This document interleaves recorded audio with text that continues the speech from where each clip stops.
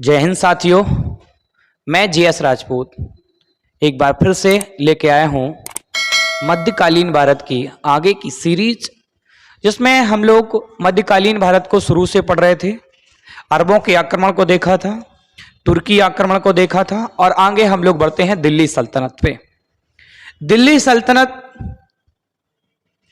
पर अलग अलग टाइम पीरियड में 5 राजवंशों ने शासन किया: गुलाम, खिलजी, तुगलक, सैयद, लोदी। दिल्ली सल्तनत का जो टाइम पीरियड रहा, समय रहा, वो 1206 से शुरू होता है और 1526 तक की कहानी हम आज डिस्कस करने जा रहे हैं। दिल्ली कहां है? दिल्ली सल्तनत पे जो वंश शुरू हुआ वो गुलाम वंश था, दास वंश था, या बोले मामलूक वंश था। शुरुआत वाली कहानी। ठीक सिस्टमिक तरीके से हम आगे बढ़ते हैं, समझते हैं दिल्ली सल्तनत। दिल्ली सल्तनत पर जो वंश थे वो वंश थे बेटा 5। कितने वंश थे? 5 वंश। सिस्टमिक तरीके से समझने जा रहे हैं आज हम। और आज के बाद दिल्ली सल्तनत को कभी पढ़ना नहीं होगा, बहुत अच्छे से नोट्स बनाएंगे, सारी चीजें सिस्टमिक तरीके से पढ़ेंगे, उसके बाद क्वेश्चन आंसर सीरीज बनाएंगे। बढ़ते हैं आगे, समझते हैं दिल्ली सल्तनत पे 5 वंशों ने अलग अलग कालक्रम में शासन किया। समझते, देखिए दिल्ली सल्तनत आ गया है। हमने ये प्राचीन भारत के इतिहास में देखा है कि प्राचीन भारत के जो राजा लोग होते थे या शासक होते थे, प्राचीन वंश के, उन्हें राजा कहा जाता था। उसके बाद हमने ये देखा दिल्ली सल्तनत पे पढ़ने जा रहे हैं तो सुल्तान कहेंगे, और मुगल काल को जब हम पढ़ेंगे तो उन्हीं को फिर हम बादशाहों के नाम से जाने लगेंगे। अच्छा, एक बात, जब दिल्ली सल्तनत, जब हमने प्राचीन भारत को डिस्कस किया, या प्राचीन भारत आप पढ़े होंगे, मध्यकालीन भारत से शुरुआत की है, हालांकि प्राचीन भारत को भी डिस्कस करेंगे, कोई दिक्कत ना है। बात यहां समझेंगे हम कि जब राजा शासन करता था तो राजा के टाइम पीरियड में उस समय कोई व्यक्ति सामंत हुआ करता था। जो देखिए, समझिए बात को, किसी एक बड़े क्षेत्राधिकार पे राजा का शासन है। क्या लगता है कि उस बड़े क्षेत्राधिकार पे, पूरे क्षेत्राधिकार पे वो एक ही राजा बैठकर शासन सत्ता चला सकता है? तो इसका आंसर होगा नहीं। क्यों? वो अपने अधीन कुछ सामंत रखता था। वैसे ही हम दिल्ली सल्तनत के टाइम पीरियड में, यहां अगर प्राचीन काल में देखें तो सामंत हुआ करते थे, सामंत। वही बात अगर हम दिल्ली सल्तनत पर देखें तो ये यहां पे अमीर हुआ करते थे। अमीर रखते थे अपने अधीन सुल्तान। बात समझेंगे, दिल्ली कहां है? अगर हम मैप में देखें तो ये दिल्ली वाला क्षेत्र, उस दिल्ली वाले क्षेत्र पे शासन सत्ता जो है वो सुल्तान की है। सुल्तान, आखिरकार सुल्तान को सुल्तान बोलता कौन था? किसने बोल दिया ये सुल्तान है? कैसे जनता मान ले कि ये अगला सुल्तान है? इसका भी तो, इसके लिए भी तो कोई मापक हुआ करते होंगे। आज हम देखते हैं हम कैसे मान लें कि ये व्यक्ति गांव का प्रधान है? अरे जनता द्वारा चुन के आता है। अरे हम कैसे मान लें ये भैया पूरे जिला का मेयर है? हम कैसे मान लें ये राज्य के मुखिया सर्वे सरमाए? तो जनता चुनती है। तो उसी समय सुल्तान भी तो कहीं से सुल्तान की उपाधि लेता होगा ना भाई, स्वाभाविक बात है, लेता होगा। समझिए, हम देखते हैं सुल्तान जो हुआ करता था, सुल्तान को सुल्तान कौन बोलता था? तो सुल्तान को सुल्तान बनाता था कौन? खलीफा। खलीफा के द्वारा सुल्तान को पत्र या सुल्तान को छड़ी देके संबोधित किया जाता था, तब वो व्यक्ति, कोई भी व्यक्ति सुल्तान बनता था, तब उसे जनता सुल्तान मानती थी। आगे बढ़ते हैं। ये सुल्तान जो खलीफा है, अगर सेशन अच्छा लग रहा है तो शेयर करते रहना है सभी को, ठीक? ध्यान दीजिएगा। सेशन अच्छा लग रहा है तो लाइक जरूर करना, आपके प्यार ही हमारे लिए एनर्जी, ऊर्जा है। बढ़ते हैं आगे, समझते हैं। और ये आप जो देख रहे हैं एकलव्य क्लासेस प्लेटफॉर्म से आपको क्लासें निरंतर दी जा रही हैं, तब से शुरुआत हुई है, और आगे मैथ रीजनिंग भी निरंतर शुरू होने वाला है। समझिए, हम देख रहे हैं क्या? खलीफा। खलीफा कौन होता है? इस्लाम जगत का नेता, इस्लाम का नेता, मुसलमानों का नेता, हजरत मोहम्मद साहब के पद चिन्हों पे चलने वाला व्यक्ति। जिसको हम कहते हैं क्या, जिसको हम कहते हैं क्या, जिसको हम कहते हैं क्या, जिसको हम कहते हैं खलीफा। जो सुल्तान तय करता है दिल्ली यह है, दिल्ली की गद्दी पे फाइनलाइज 5 राजवंश काम करेंगे, गुलाम, खिलजी, तुगलक, सैयद, लोधी। आगे बढ़ते हैं, वंशों को समझते हैं। यहां की कहानी सेट हो गई है, आगे समझिएगा, आगे देखते हैं। देखिए दिल्ली सल्तनत है, दिल्ली सल्तनत पे 5 वंश आ रहे हैं। 5 वंश कहीं ना कहीं वो 320 वर्ष तक की पूरी कहानी है। गुलाम वंश को समझेंगे, मामलूक वंश समझेंगे, दास वंश को समझेंगे, खिलजी वंश को समझेंगे, तुगलक वंश को समझेंगे, सैयद वंश को समझेंगे, लोधी वंश को समझेंगे। आगे बढ़ते हैं भाई, आगे देखिएगा। दिल्ली सल्तनत की कहानी शुरू हो रही है। यहां एक गुलाम वंश से सबसे पहला जो वंश आता है, और गुलाम वंश का टाइम पीरियड 1206 से शुरू होता 1290, 1290 से अगला वंश शुरू होता 1320, अगला वंश शुरू होता 1320 से 1414, अगला वंश शुरू होता 1414 से 1451, और इसके बाद अगला जो वंश शुरू होता है वो 1451 से लेकर 1526। ठीक है ना। बढ़ते हैं तो देखते हैं सिलसिलेवार तरीके से भाई। गुलाम वंश जो है, जो कुतुबुद्दीन ऐबक द्वारा नींव रखी गई, वो क्या है समझिएगा भाई।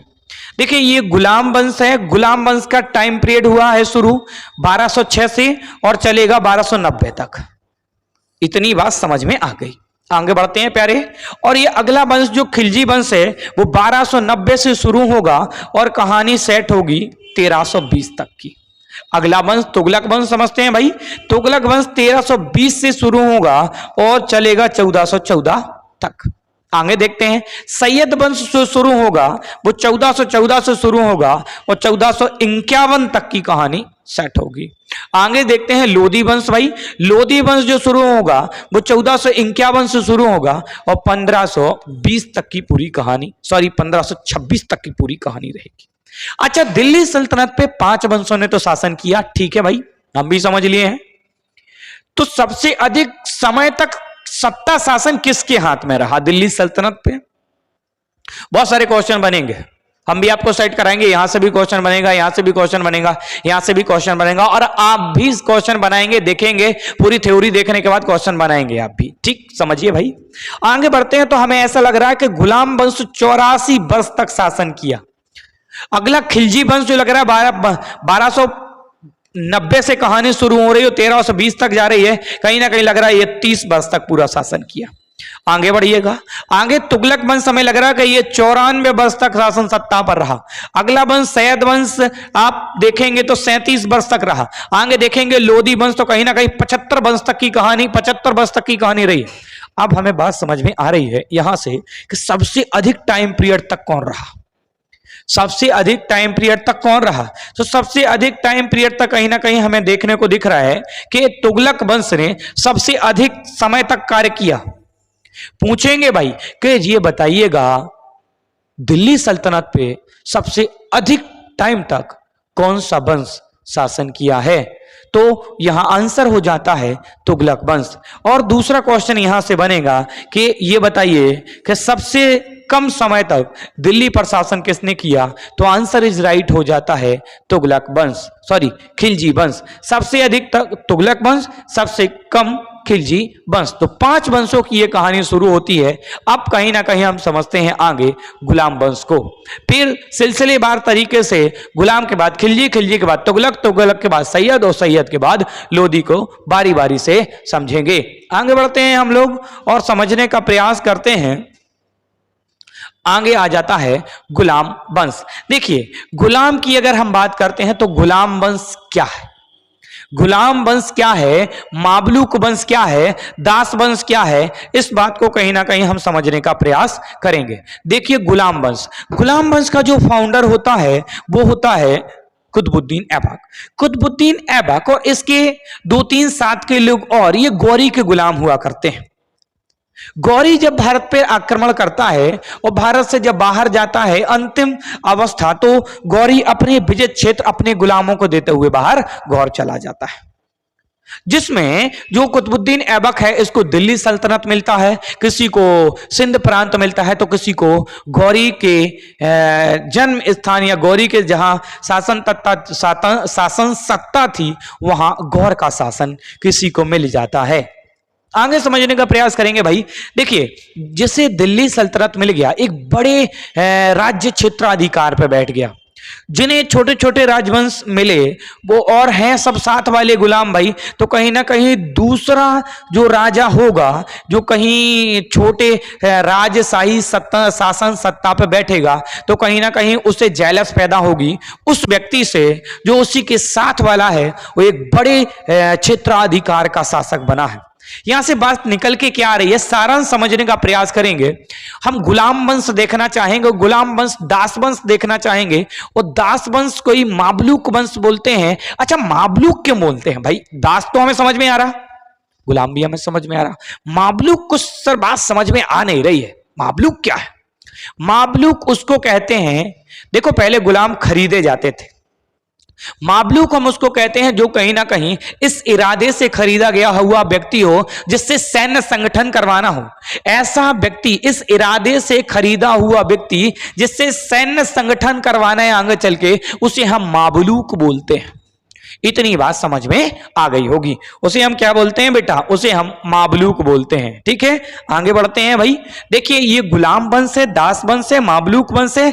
कुतुबुद्दीन ऐबक इसका फाउंडर होता है, यानी संस्थापक होता है। आगे बढ़ते हैं। जो गुलाम वंश का संस्थापक कुतुबुद्दीन ऐबक होता है, ये किसी का गुलाम होता है और ये भाई गौरी का गुलाम होता है।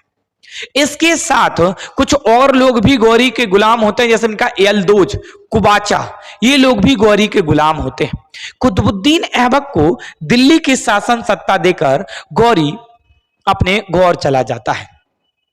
अच्छा, बात आती है कि ये कुतुबुद्दीन ऐबक है, गौरी का गुलाम कब से है, गौरी ने इसे कब खरीदा और कब इसे बेचा? जब ये गुजरात अभियान पे जाता है गौरी, 1202 के टाइम पीरियड की बात है, तो फखरुद्दीन दास द्वारा फखरुद्दीन दास से फारस से खरीद कर गौरी को बेच देते हैं 1202 में। देखिए, ऐबक को खरीदा गौरी ने, ऐबक को खरीदा किसने? गौरी ने 1202 में गुजरात विजय के दौरान फखरुद्दीन दास इसको खरीदता है फारस से और बेच देता है। किसको भाई? किसको? फारस से खरीदता है, और जो फखरुद्दीन दास है वो कहीं ना कहीं इसे गौरी को बेच देता है। अब गौरी के इसके अलावा भी और भी गुलाम है, तो एक बोला हमने यलदोज। यलदोज जो गौरी को शासन सत्ता देता है, वो शासन सत्ता देता है कहां का? गौर का। तो जो यलदोज होता है वो गौर का शासक हो जाता है, और जो कुतुबुद्दीन ऐबक होता है वो दिल्ली का शासन सत्ता संभाल लेता है, और इसका एक और गुलाम होता है कुबाचा, वो कहीं ना कहीं सिंध क्षेत्र की सत्ता संभाल लेता है। लेकिन कहीं ना कहीं ये जेलस पैदा हो गई कुतुबुद्दीन ऐबक से, भैया बड़े शासना क्षेत्र का राजा बन गया। बढ़ते हैं आगे, आगे समझिएगा। इस वंश में देखिए, जो गुलाम वंश हुआ, तो गुलाम वंश में गुलाम वंश के कुछ सुल्तान जो थे वो किसी ना किसी के दास रहे, जैसे कुतुबुद्दीन ऐबक भी दास रहा, और उसके अलावा इल्तुतमिश भी दास रहा, उसके अलावा जो बलबन आया वो भी दास रहा। ठीक है, तो क्वेश्चन ये भी बनता है कि जो गुलाम वंश है, उस गुलाम वंश में गुलाम कौन कौन रहा, इस वंश के कौन कौन राजा गुलाम रहे? तो कुतुबुद्दीन ऐबक गुलाम रहा, ठीक है, इल्तुतमिश गुलाम रहा, और बलबन भी गुलाम रहा। हम सिलसिलेवार तरीके से देखेंगे कौन कौन किस किस के गुलाम रहे। तो यहां पे हमने देख लिया 3 लोग गुलाम रहते हैं। किस किस के गुलाम रहते हैं धीरे धीरे पढ़ते जाएंगे और सारी चीजें क्लियर करते जाएंगे। स्क्रीनशॉट लेना है तो भाई स्क्रीनशॉट लीजिए जल्दी से, और आगे बढ़ते हैं हम लोग। ठीक है, बढ़िए आगे। अगला जो हम समझने का प्रयास करते हैं, आगे बढ़िएगा। देखिए, अब जो कुतुबुद्दीन ऐबक दिल्ली की गद्दी पर बैठ गया, और दिल्ली की गद्दी पर कब तक रहा, क्या रहा, सारी चीजों को हम समझने का प्रयास करेंगे। अब दिल्ली की गद्दी पर ये 1206 के टाइम पीरियड में बैठ गया। कब? 1206। और 1206 से ये पूरा टाइम पीरियड जो इसका चलता है, इसकी मृत्यु 1210 में हो जाती है। कब हो जाती है? 1210 में। इस बात को भी हम समझने का प्रयास करेंगे कि इसकी मृत्यु 1210 ईस्वी में आ जाती है। इसके बाद आराम शाह गद्दी पे आ जाते हैं और आराम शाह के बाद इल्तुतमिश, और इसी तरीके से यह सिलसिला जारी रहेगा गुलाम वंश के अंतिम शासक तक। बढ़ते हैं आगे और इल्तुतमिश को समझने का प्रयास, कुतुबुद्दीन ऐबक को समझने का प्रयास करते हैं। कुतुबुद्दीन ऐबक का जो गुलाम था वो था इल्तुतमिश। देखिए, हमने अभी आपको बताया था कि कुतुबुद्दीन ऐबक भी गुलाम रहा, इल्तुतमिश भी गुलाम रहा। तो एक क्वेश्चन का आंसर तो हमें वही मिल गया था कि भाई ऐबक तो गौरी का गुलाम था। अब बात आ रही थी इल्तुतमिश किसका गुलाम था। तो यहां दूसरा वो रिजल्ट निकल के आया कि भाई इल्तुतमिश ऐबक का गुलाम है। अब बात रह गई है बलबन की, तो आगे हम बलबन को भी पढ़ लेंगे भाई कि बलबन किसका गुलाम रहा। तो समझिएगा, आगे समझते हैं। देखो, सबसे पहले तो हम समझेंगे ऐबक की कुछ उपाधियां रहीं कि जैसे ऐबक को क्या कहते थे, तो इसको लाख बख्श कहते थे। लाख बख्श का अर्थ होता है लाखों का दान देने वाला। ये लाखों का दान देता था, इसलिए इसे लाख बख्श। ठीक है, उसके बाद इसे पील बख्श, उसके बाद इसे सिप्पे सलाहर, उसके बाद इसे कहेंगे तो कुरान खां। कुरान खां के देखिए, कुरान की आयतें पढ़ने वाला सुल्तान कौन है? तो कुरान की जो आयतें पढ़ने वाला सुल्तान होता है वो होता है गुलाम वंश का फाउंडर कुतुबुद्दीन ऐबक। अच्छा, दूसरा क्वेश्चन यहां से एक और निकल के आता है भाई के गुलाम वंश है, गुलाम वंश का रियल फाउंडर कौन है? ये नींव तो रख दिए हैं, क्या स्टेबल नहीं कर पाए सारी चीजों को? तो वास्तविक संस्थापक कौन है? इल्तुतमिश। आराम शाह जो इनके बाद आराम शाह बैठेंगे 8 महीने के लिए मात्र, उनके बाद इल्तुतमिश गद्दी पे बैठेगा, और जो इल्तुतमिश रहेगा वो कहीं ना कहीं रियल फाउंडर होगा गुलाम वंश का। ठीक है, आगे समझते हैं। और इसको कहते हैं मलिक। अच्छा, मलिक क्यों कहते हैं? भाई हजरत मोहम्मद साहब के विचारों पे ये काम करता था, इसलिए इसकी एक उपाधि थी मलिक की। कुरान खां की उपाधि समझ गए, मलिक की समझ गए, सिप्पे सलार की समझ गए, पील बख्श की समझ गए, लाख बख्श की समझ गए। आगे बढ़िएगा। अच्छा, जो इसके कुछ दुश्मन थे, इसने अपनी जो कैपिटल बनाई, राजधानी, वो लाहौर बनाई थी। क्या? लाहौर। इसकी राजधानी थी लाहौर, ध्यान से समझिएगा। इसकी जो कैपिटल थी वो थी क्या? लाहौर। आगे बढ़ने का काम करेंगे। देखिए, अब इसे कहीं ना कहीं जिससे इसकी दुश्मनी हो गई है, जैसे हम हर्यक वंश को देखेंगे, हर्यक वंश में जो पहला राजा बिंबिसार होता है, तो बिंबिसार कहीं ना कहीं अपने शासन का क्षेत्राधिकार बढ़ाने का काम करता है विवाह संबंध करके। उसके हालांकि 3 विवाहों का भारी जिक्र है। पित्तहंत्रा वंश सुने होंगे, हर्यक वंश मगध साम्राज्य पे शुरू होता है। जो बढ़ते यहां पे कुछ कुतुबुद्दीन ऐबक भी ऐसी स्ट्रेटजी अपनाई जाती है। कुतुबुद्दीन ऐबक को जो यल्दोज है, वो कुबाचा है, ये कोई सिंध प्रांत का हो तो कोई गौर का शासक बना था। भाई इनसे दुश्मनी का भारी खतरा था। ऐसा शासक जो अपनी राजधानी से नहीं निकला तो कुतुबुद्दीन ऐबक। क्यों? कि भाई कोबाचा से भी डर था, यल्दोज से भी डर था। ये लोग उस प्रांत में बैठे थे जो इनकी दिल्ली सल्तनत से कमजोर थे। तो भाई वो एक साथ वाले लोग, और उन्हें अलग अलग प्रकार का शासन सत्ता दिया गया गौरी द्वारा। तो जो यल्दोज है वो उसका कहीं ना कहीं हीन भावना है ऐबक से, कोबाचा है उसको भी। अच्छा, एक बात देखेंगे, जो इसकी एक बहन है और एक इसकी पुत्री है। पुत्री का नाम है शाह तुर्कान। शाह तुर्कान, जो शाह तुर्कान है, ध्यान से समझिएगा, यहां से समझने का है भाई। देखो, इसकी जो बहन है उसकी शादी कर देता है ये कुबाचा से। देखिए भैया, संबंध बढ़ाने में लग गया है अब। ठीक, अब कहीं ना कहीं, और ये कुबाचा है, इनसे एक रिश्तेदारी बढ़ा ली। ठीक, बहन की शादी कर दिया कुतुबुद्दीन ऐबक कुबाचा से, और जो यल्दोज था उसकी एक पुत्री थी, यल्दोज की पुत्री से विवाह कर लिया कुतुबुद्दीन ऐबक। ध्यान से समझना, विवाह, रिश्तेदारी बढ़ा रहा है भाई, मरने का डर है। और जो अपनी पुत्री है उसका अपना गुलाम है। भाई ये तो देखा ही है आपने, दिल्ली सल्तनत हो या अलग राजशाही वंश हो, कहीं ना कहीं पुत्र पिताजी को मार के गद्दी पे बैठ जा रहे हैं। भाई कई सारे गुलाम हुए जो कहीं ना कहीं राजा को रास्ते से हटा के खुद ही राजा बन गए। तो कहीं ना कहीं इल्तुतमिश से भी भाई डर है, तो इल्तुतमिश से अपनी पुत्री शाह तुर्कान का विवाह रचा दिए।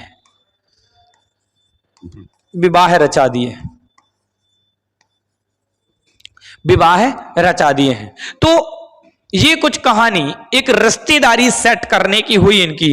आगे थोड़ा समझने का काम करेंगे। इल्तुतमिश ने कुतुबुद्दीन ऐबक ने अपने टाइम पीरियड में निर्माण क्या किए, तो हम यहां से इनके निर्माण भी देख लेंगे भाई। निर्माण क्या किए इन्होंने, तो देखिए इन्होंने सबसे पहली बात अगर हम करें तो कुतुब मीनार की नींव रखी। किसकी नींव रखी? कुतुब मीनार। तो यहां पे हम इनके निर्माण देख ले रहे हैं। पहला अगर जो पॉइंट आता है, कुतुब मीनार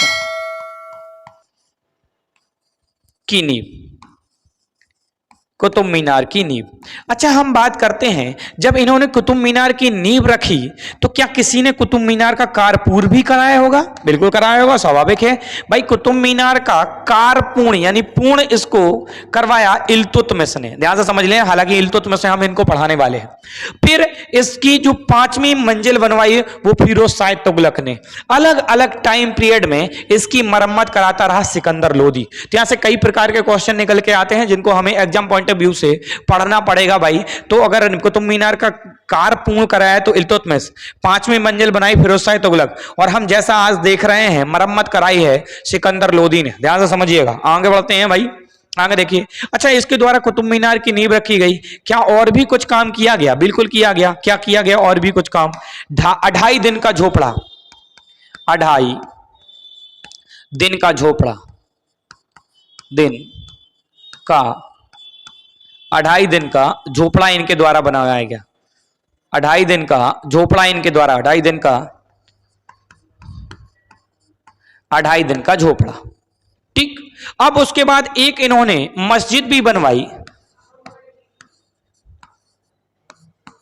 मस्जिद का भी निर्माण करवाया। मस्जिद कहां? दिल्ली में।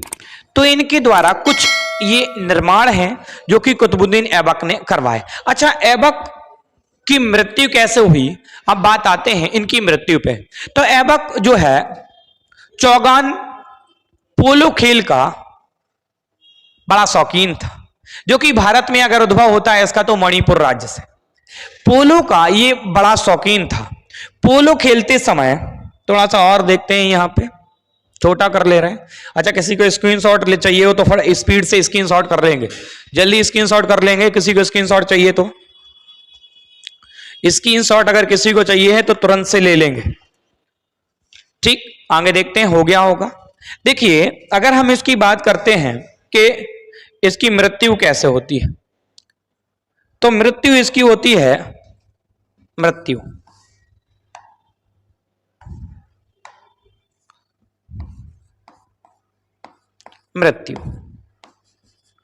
1210 के टाइम पीरियड में ये चौगान खेल रहा होता है। क्या? चौगान, घोड़े पे बैठकर ये चौगान खेल रहा होता है। 1210 में ये